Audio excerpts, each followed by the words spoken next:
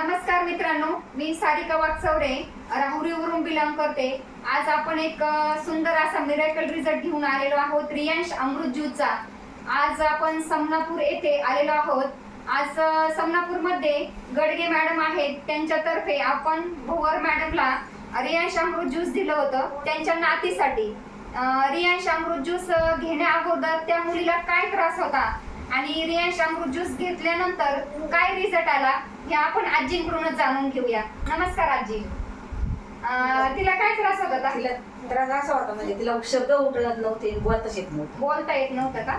म्हणजे ती म्हणजे बोलता येत नव्हतं, त्यासाठी दवाखाने वगैरे दवाखाने काय फक्त नेलं होतं, पण तिथे मी गोळ्या दिल्या त्याच्यात काहीच फरक वाटला नाही। म्हणजे हॉस्पिटलला नेलं होतं त्याच्यासाठी, पण तिला रिझल्ट नाही आला। ठीक आहे। आणि अमृत ज्यूस घेतल्यानंतर तिला दादा बोलती आता ती, बेटा तुला अमृत ज्यूस घेतल्यानंतर रिझल्ट आला ना?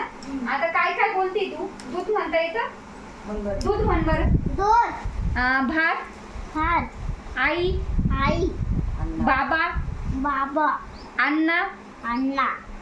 बघा मित्रांनो, ह्या मुलीला खूप असा जबरदस्त असा रिझल्ट आलेला आहे।